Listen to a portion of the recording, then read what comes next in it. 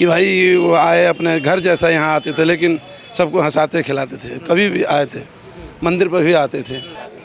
ये हमारे पड़ोस में ही रहते हैं, उधर गली में ही हैं। बहुत अच्छे थे, तो जब भी आते थे हंस के बोलते थे, देखते थे, बहुत अच्छे थे। मैं मुंह उठा के एक दिन मुंबई चला गया था, कोई जान नहीं पहचान नहीं, रेफरेंस नहीं, बस उस दिन का दिन, आज का दिन उन्होंने बच्चे की तरह ही हमें पाल लिया। आज एक ऐसी खबर जो बताना तो नहीं चाह रहा था, लेकिन काम ऐसा है कि बताना पड़ रहा है। शहर के कानपुर शहर जहाँ से मैं आता हूँ, वहाँ से वो भी आते थे। जिंदा दिल इंसान राजू श्रीवास्तव, वो आज हम लोगों के बीच में नहीं है। मतलब खबर ये मैं बता नहीं पा रहा हूँ, क्योंकि जिस शहर से आप आते हैं, अगर उस शहर का एक ऐसा शख्स जिसने पूरे विश्व में अपनी एक छाप छोड़ कर रखी हो, मतलब पर्दे पर एक ऐसा जिंदा दिल इंसान थे राजू श्रीवास्तव। जब वो बोलते थे तो शायद लोगों के चेहरे से जो गम होते थे वो चले जाते थे, लेकिन आज सबको गमगीन कर कर चले गए। आज हम दिल्ली पर खड़े हैं उनके भाई के आवास पर।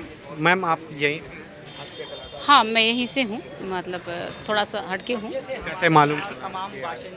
आज तो मैंने टीवी में देखा, मुझे मालूम चला कि हमारे गजोदर भैया नहीं रहे। लेकिन ये बहुत आश्चर्य की बात है कि दुनिया को हंसाने वाले, उनको भगवान ने ऐसी सज़ा दी, जो कि हंसने वाले को तो कभी ऐसी सज़ा होनी ही नहीं चाहिए।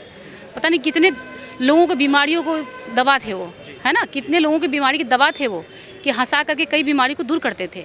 आज उनको बीमारी अपने लपेटे में ऐसे ले लिया। ये बहुत दुख की बात। हमें तो इनसे क्या, हम तो भगवान से शिकायत करते हैं कि आपने ऐसे लोगों को ऐसी सज़ा दी। क्या लगता है उनकी क्षति पूरी हो पाएगी? उनकी क्षति पूरी हो पाएगी इस दुनिया में? नहीं, उनके जगह कोई नहीं ले पाएगा। वो जो थे हमारे गजोदर भैया थे, उनका जगह कोई नहीं ले पाएगा। वो हमारे दिलो दिमाग में एक यादगार बन के रहेंगे वो। ये लोगों का एक फैंस का वो होता है कि जिस तरीके से वो लोगों के बीच में कनेक्ट थे, किस तरीके से लोगों के जो एक दुख होते थे, गम, उनको किस तरीके से हंसा करके ठंडा करते थे, हल्का करते थे। लेकिन आज हम लोगों के बीच में नहीं है।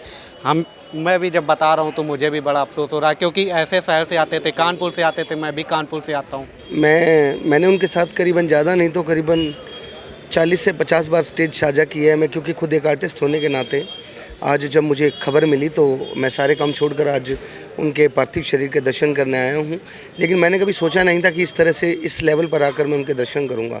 हमारे इस पूरे देश ने एक हास्य कलाकार हमने खोया है, और ये हमारे लिए कहीं ना कहीं बहुत बड़ी क्षति है। मैं उन चीज़ों को देखकर मुझे लगता है कि शायद जीवन में कहीं ना कहीं इंसान को एक जगह आकर हार जाना पड़ता है।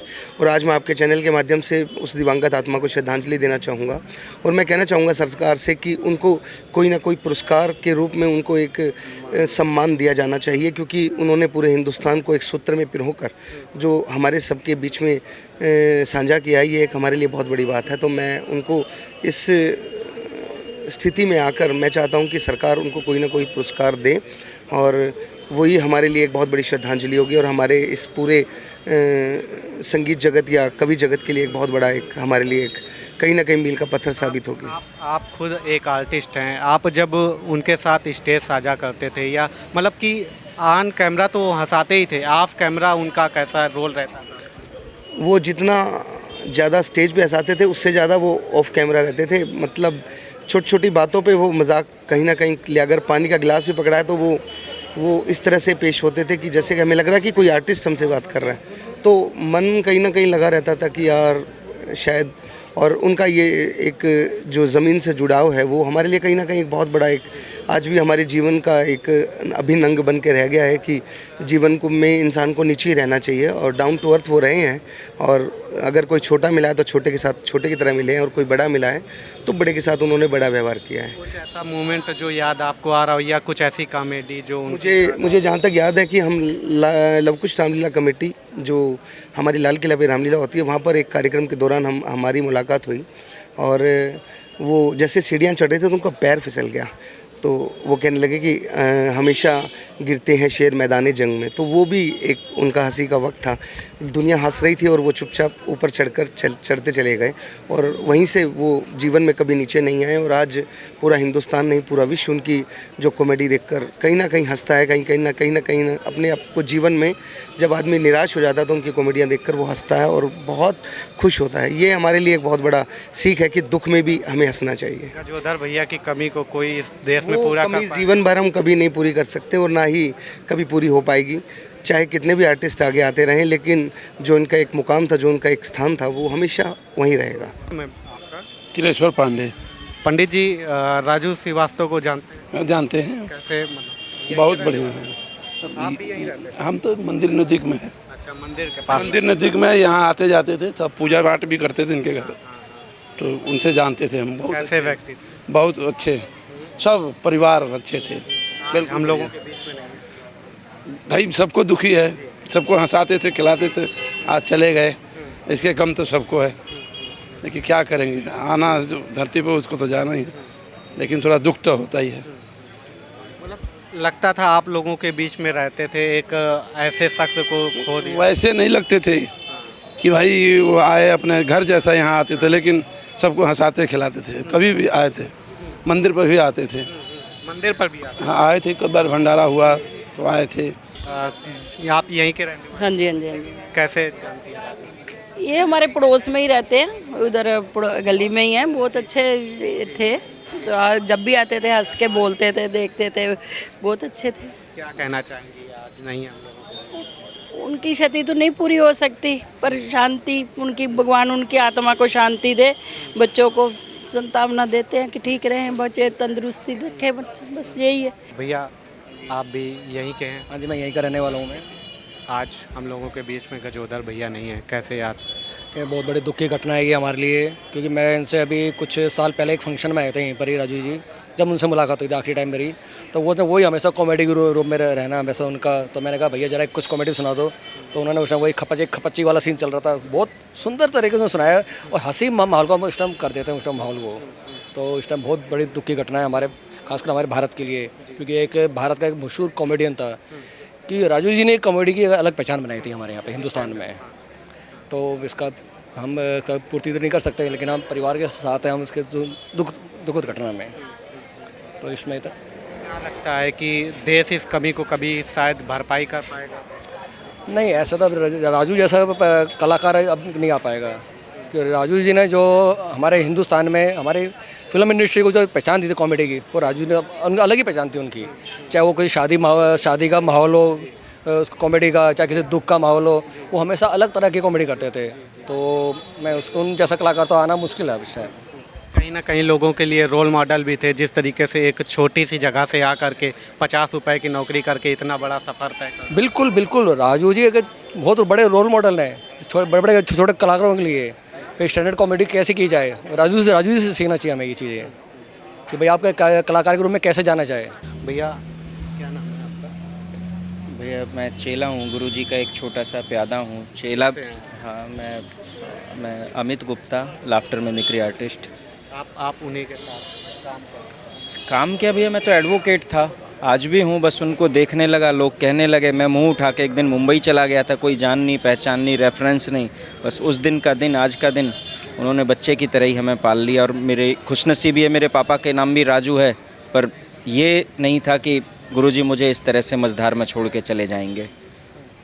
जो मैं खुद हंसना नहीं जानता था, उन्होंने मुझे इस लायक बनाया और इतना मान सम्मान, इतना मेरे को बूस्टअप किया, मतलब पारस होता है ना, उन्होंने मुझ पत्थर को छू के भी कोशिश की कि ऑन रिकॉर्ड मेरे 400 शो हुए।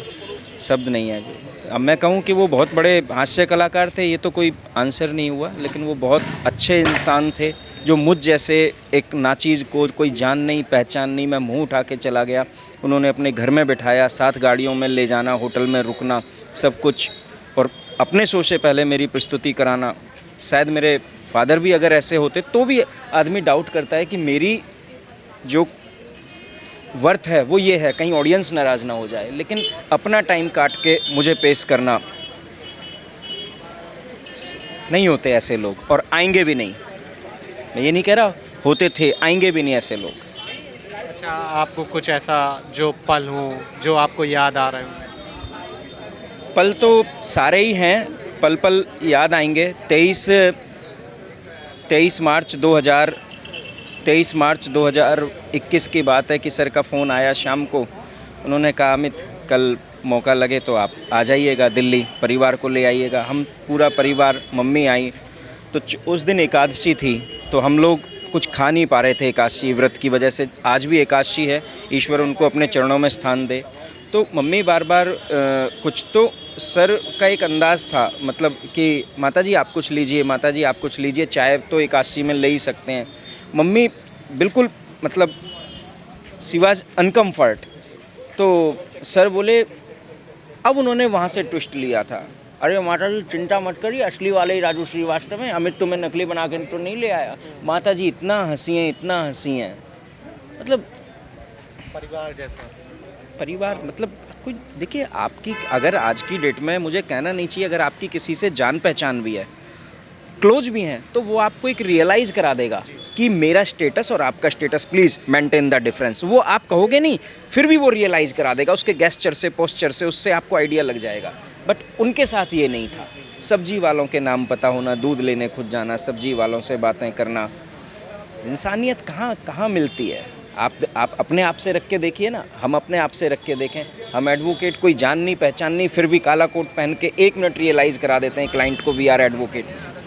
Don't take it otherwise. आप मीडिया वाले हैं, कहीं ना कहीं 24 घंटे में 24 सेकंड के लिए ऐसी चीज़ आ जाती होगी, you are from media. But उनके अंदर एक में सबसे बड़ी बात, जो अगर आप इस बात को शेयर करें तो ज़रूर करना, वो मेरे से एक जिम्मेदारी ज़रूर कहते थे कि अमित ये याद रखना स्टेज पर सुनाते हुए कि तुम्हारे घर में भी बहन बेटियां हैं। ये उनका सबसे बड़ा मेरे को, मतलब जो आजकल फुहड़पंता चल रही है उसको, उस चीज़ के वो सख्त खिलाफ थे। उन्होंने कहा अमित क्या होगा क्या नहीं होगा that is a different issue, but ये याद रखना अगर हमारा तुम शिष्य बने हो, ईश्वर करे तुम खूब आगे बढ़ो, परंतु मंच पर ये याद रखना हमेशा कि तुम्हारे घर में भी बहन बेटियां हैं। और आपसे मैं प्रार्थना करूंगा कि ईश्वर मुझे इतनी शक्ति दे कि मैं हंसाते हुए कभी भी अपने गुरुदेव की ये बात ना भूलूं और अपने कंधों पर ये जिम्मेदारी उठाऊं। सस्ती लोकप्रियता के लिए फुहड़पंता स्टेज पे नहीं करने के लिए सीख देते हैं। फूहड़ता होनी नहीं चाहिए। उनका कहने का मतलब ये था, नेचुरल चीज़ें, आम चीज़ें, रोज़मर्रा की चीज़ें उठाओ, टेक्निकल मत उठाओ। पब्लिक के बीच में जो हो रहा है उसको, और लोगों को स्वस्थ मनोरंजन दीजिए। क्या लगता है कि ऐसी पूरे देश में ऐसी कमी को पूरा कर पाएगा कोई? मतलब देखिए, होने को कुछ भी हो सकता है, मैं विधाता नहीं हूँ, पर असंभव सा लगता है, क्योंकि एक्टर कोई बहुत विशेष हो सकता है, लेकिन कॉमेडियन, और वो अक्सर कहा करते थे, कह रहे लाइव शो मुझे इसलिए पसंद है, ताली और गाली का हिसाब हाथ की हाथ हो जाता है। They prefer live shows. क्या कहना चाहेंगे अंतिम विदाई? कुछ नहीं है, देखिए एकादशी है, पितृपक्ष की एकादशी है, ईश्वर उनके चरणों में स्थान दे, नहीं ईश्वर ने स्थान दिया है, पर ये निश्चित है कि मतलब देखिए उम्र छोटी थी और हम लोगों को अपने मतलब वो छोड़ के तो देखिए मझधार में गए हैं, लेकिन आप सबसे प्रार्थना है कि ईश्वर हमें शक्ति दे और उनका अगर हम नाम रोशन ना कर सकें तो एज ए शिष्य मैं उनका नाम कमज़ोर ना करूं। ये उनके शिष्य थे और आपको उनके साथ काम करने वाले स्टेज के कुछ लोग थे, उनसे बात करा रहा था कि जिस तरीके से उन्होंने पूरे देश को हंसाया और किस तरीके से उनका लोगों के प्रति जुड़ाव रहता था, जो काम करते थे साथ में या उनको जो देखने वाले लोग थे, सभी लोगों के साथ एक उनकी जो कनेक्टिविटी थी वो साथ रहती थी। और जिस तरीके से वो किस तरीके से जिंदा दिल इंसान थे, सभी को हंसाने का काम करते थे और सभी के बीच में रहने का काम करते थे, उनकी शायद भरपाई कर पाना इस देश के लिए तो मुश्किल होगा। फिलहाल अभी के लिए इतना ही।